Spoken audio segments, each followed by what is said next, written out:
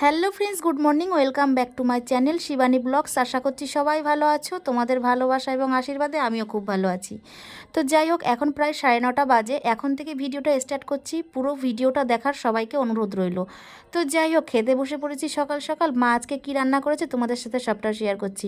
আর এখন প্রায় শীত পড়ে গেছে, রোদ্রে খেতে বসতে আর কি খুব ভালোই লাগে। তোমরা কারা কারা ঝলমলে রোদ্রে শীতের সকালে খেতে বসতে ভালোবাসো অবশ্যই কমেন্ট করে জানিও।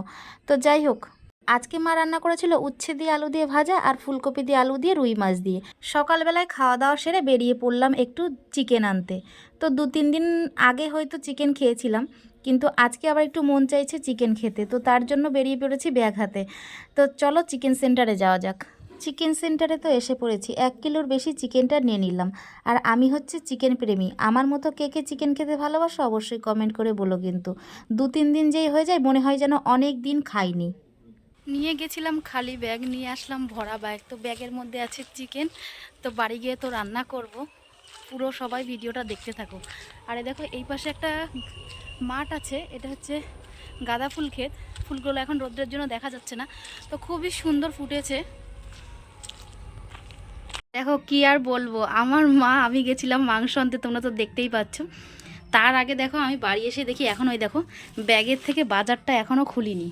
মাংস এনেছি, ওটা এখনও ঢালিনি। এই তার আগে দেখি এসে এই দেখো সব গুছিয়ে রেখেছে। আলু কেটে রেখেছে, আদা রসুন ছাড়িয়ে রেখেছে, টমেটো পেঁয়াজ শুকনো লঙ্কা লেবু সব গুছিয়ে রেখেছে। এবার শুধু রান্নার পালা। এই যে মাংস ধুয়ে পরিষ্কার করে নিয়েছি আর মশলাটাও করে নিয়েছি এই যে মিক্সচার মেশিনে সুন্দর করে।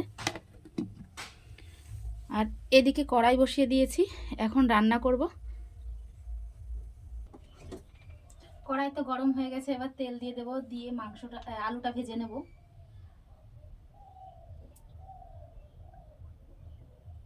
আর সত্যি বলতে বন্ধুরা, বেশ কিছুদিন ধরে মাংস খাচ্ছি, বেশি বেশি মশলা দেওয়া হয়ে যাচ্ছে। আজকে ভাবলাম অল্প মশলায় রান্না করব। আর বাড়িতে এসে দেখি মা সব কিছু রেডি করে রেখেছে। তো দেখো, আগেও ভিডিওতে বলেছি, এখনও বলছি, আমরা যারা ভিডিও করি আমাদের কাছে ভালো রিং লাইট নেই, আমাদের ক্যামেরাম্যান নেই। যেটুকু সম্ভব আমরা নিজেরাই করি। এডিট করা বলো, ভিডিও শ্যুট করা বলো, ঠিক আছে? তো এটা নিয়ে কিছু কেউ মনে করো না, খারাপ মন্তব্য কেউ করো না।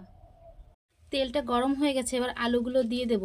তো তোমাদের বন্ধু একটা কথা বলি, আমরা যারা ভিডিও ক্রিয়েটার তাদের যে ভিডিও করতে কতটা কষ্ট হয়, যারা ভিডিও করে তারা জানে। ভিডিও করো, তারপর এডিট করো। আমার তো এইসবগুলো করার মতো কিছু নেই, যা করতে হয় নিজেকেই করতে হয়। মশলাটা কষাতে কষাতে মশলার থেকে তেল ছেড়ে দেওয়ার পর মাংসটা দিয়ে দিয়েছিলাম, তারপরে এখন কষাচ্ছি। তো প্রায় আধা ঘন্টা মতো কষাবো, কারণ মাংসটা ভালোভাবে সেদ্ধ হয়ে যায় বেশিক্ষণ কষালে। আর মাংস আমি কিন্তু অনেকক্ষণ ধরেই কষাই। তো এদিকে প্রায় রান্নাটা পুরো কমপ্লিট হয়ে গেছে। এই যে পুরো কমপ্লিট হয়ে গেছে, কষানো হয়ে গেছে। আর আমি প্রতিবারই যদি মাংস রান্না করি কষানো খাই, কিন্তু আজকে খাবো না। তো আমার সাথে আমার ভাইরাও খেতে খুব পছন্দ করে। ওরা আজকে কেউ বাড়িতে নেই, শুধু মা আর আমি আছি। তো ওদের ছাড়া খেতে ভালো লাগছে না, একেবারে রান্না হবে তারপরে খাবো। অনেকেই কিন্তু মাংসের মধ্যে আলু দিয়ে রান্না করতে পছন্দ করে না। আমি ভাই বাঙালি মানুষ, আলু না দিলে মাংসের মধ্যে একদম জমে না। তো যাই হোক, দুপুরবেলায় কটা রুটি বানাবো, কারণ ভাত ছিল অল্প করে। আর আমার রুটিটা খেতে খুব ভালোই লাগে, চিকেন দিয়ে রুটি তো একদম জমে যায় আমার কাছে। আমার মায়ের আবার যখন তখন চা লাগে, তাই চা বানাচ্ছে। রান্না বান্না কমপ্লিট করে কলপারে কিছু বাসন ছিল, সেগুলো মেজে ধুয়ে পরিষ্কার করে নিয়ে চান করে নিলাম। তারপরে ঘরে এসে দেখি মায়ের পুজো দেওয়া কমপ্লিট, কারণ মা সকাল সকাল আজকে চান করেছিল।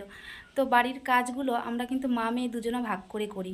তো যাই হোক বন্ধুরা, ভিডিওতে যদি কোনো ভুল কথা বলে থাকি তাহলে যাই হোক সরি, ক্ষমা করে দিও। আর আজকের মতো ভিডিওটা এই পর্যন্তই। দেখা হচ্ছে নেক্সট ভিডিওতে, অন্য কোনো দিন অন্য কোনো সময়। ভিডিওটা যদি ভালো লেগে থাকে লাইক কমেন্ট শেয়ার করে দিও।